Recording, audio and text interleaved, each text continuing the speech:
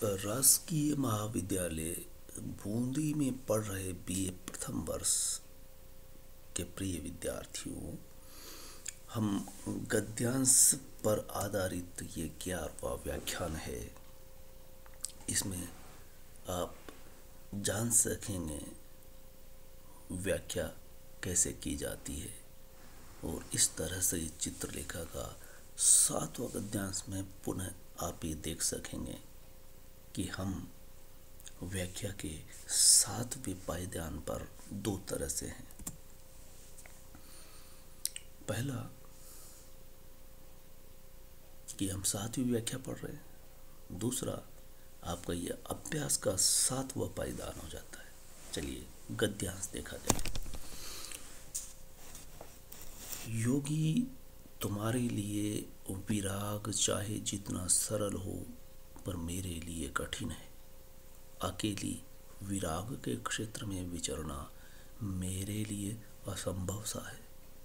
अभी तक अनुराग के क्षेत्र में हूँ और संसार भले ही उस क्षेत्र को पवित्र न माने, पर ईश्वर के आगे और मेरे आगे वह क्षेत्र पवित्र है। उससे बाहर निकलने के अर्थ होते हैं दूषित क्षेत्र में पदार्पण करना और व्यर्थ पाप करने के लिए मैं प्रस्तुत नहीं हूँ। आप यहाँ देखेंगे अंडरलाइन किया हुआ है, गौर से देखेंगे। विराग, अनुराग, पवित्र, दूषित क्षेत्र में पदार्पण करना पाप करने के बराबर है और ऐसा पाप चित्रलेखा कहती है कि वह नहीं कर सकती। संदर्भ में हम यहाँ देखेंगे कि ये 10वें परिच्छेद से लिया गया है। बाकी बात उपन्यास किसका, कहाँ, कौन है, ये डैश डैश से संबोधित किया गया है। आप उसको रिपीट करेंगे। आगे की बात जो वहाँ नहीं है, अंतर है, उसी को यहाँ बताया गया है कि यह है गद्यांश 10वें परिच्छेद से लिया गया है।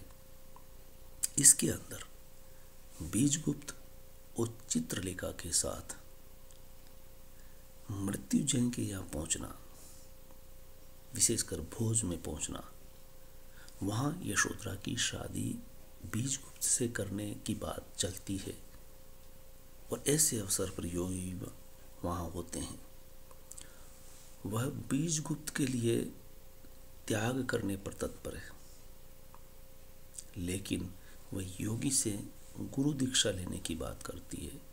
योगी दीक्षा देने में अपने आप को असमर्थ बता देते हैं। इसके बाद एक नर्तकी योगी से संवाद करती है, वही यहाँ दिखाया गया है। योगी से दीक्षा देने की कहने पर जब नर्तकी को पता चल जाता है कि योगी दीक्षा देने को असंभव कह रहा है और यह हमेशा से ऐसा होता रहा है, चूंकि यह उपन्यास चित्रलेखा नर्तकी पर आधारित है और नर्तकी पर आधारित होने से यहाँ नर्तकी केवल नर्तकी भर नहीं है, वह आज की सशक्त नायिका या वो स्त्री है जो 20वीं 21वीं सदी में जो स्त्री से अपेक्षा की जाती है कि पुरुष से कंधा मिलाकर चल सकती है। लेकिन भारत की वर्ण व्यवस्था का इतिहास रहा है जिसमें पुरुष ऊपर स्त्री नीचे, उच्च वर्ग निम्न वर्ग का भेद स्त्री और पुरुष में भी होता रहा है। इसलिए आदतन पुरुषवर्ती योगी में बैठ करके कहती है कि स्त्री दीक्षा नहीं ले सकती और योगी यानी पुरुष होकर के मैं एक स्त्री को दीक्षा नहीं दे सकता। तो वह हंसते हुए कहती है, ये कथन जीवन सत्य है कि कहना सरल है, करना बड़ा मुश्किल है। एक योगी के लिए विराग सरल हो सकता है, जिसने किसी से राग नहीं किया उसके लिए मुश्किल नहीं है, लेकिन जो राग में हो उसके लिए विराग में उतरना बेहद कठिन है। ये एक मुद्दा है जो मृत्युंजय के यहाँ पहुँचने पर इन दोनों तीनों पात्रों के बीच में ये घटना घटित होती है। बीजगुप्त और चित्रलेखा दोनों राग में हैं। योगी कुमार गिरी विरागी पुरुष है, लेकिन वो भी ऐसे अवसर पर मौजूद होता है और अपनी छवि प्रस्तुत करता है।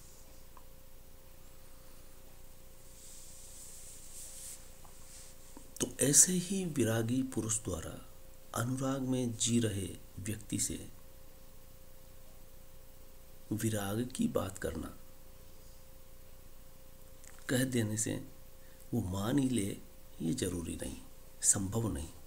एक नर्तकी शुद्ध अनुराग में जी रही है, या कोई भी घरेलू स्त्री से ज्यादा एक स्वच्छंद स्त्री किसी प्रेम में या प्रेम की गहराई में हो सकती है, और वह बीजगुप्त से प्रेम करती है। बीजगुप्त भी इस बात को दावे से कहता है, उसके जीवन में भी दूसरी नहीं है। इस संबंध को समाज किस निगाह से देखता है, ये विषय उसके लिए कोई मायने नहीं रखता। दोनों ही इस अर्थ में प्रेमी और प्रेमिका कहे जा सकते हैं। यानी चित्रलेखा अनुराग में है, दुनिया के लिए उसका क्षेत्र पवित्र हो न हो, लेकिन उसके लिए वो पवित्र ही है। और ये सदियों से चली आ रही एक रूढ़ी है, और वो प्रेम में रह कर के दुनिया चाहे जो कहे, लेकिन वो कहता है या कहती है कि उसमें किसी तरह का पश्चाताप का भाव भी नहीं है। एक योगी के लिए विराग पवित्र हो सकता है और अनुराग अपवित्र। ये गौर करेंगे कि यहाँ पर व्याख्या की बेहद गुंजाइश है। इसको कई तरह से समझा जा सकता है। योगी विरागी होने पर ही संभव है, और वो उस विराग को ही पवित्र कर सकता है, और वही विरागी अनुराग में रहने वाले को अपवित्र कर सकता है। और यही बात यहाँ बताई गई है, समाज यही समझता है, इसलिए उपन्यास में इस बात को समझाने का यहाँ एक अवसर मिला है। लेकिन चित्रलेखा का अपने क्षेत्र से निकलकर दूसरे क्षेत्र में जाना, वो कहती है कि ये अपवित्र ही नहीं, पाप भी कहलाएगा, क्योंकि उसका क्षेत्र विराग का नहीं है। उसका वो एक कलावंत है, और कलावंत जब तक नृत्य का अभ्यास नहीं करता, कलाकार नहीं हो सकता। लेकिन कोई भी व्यक्ति इस दुनिया का एक दूसरे से अनुराग में पड़ सकता है। ये सबका स्वाभाविक और प्राकृतिक हक है, इसलिए वो उसके लिए पवित्र कहलाएगा। बेशक एक योगी उसे अपवित्र कहे, आज़ाद है। इसलिए विराग का क्षेत्र एक नर्तकी के लिए किसी काम का नहीं है, वह उसके लिए दूषित, अपवित्र और पाप ही है।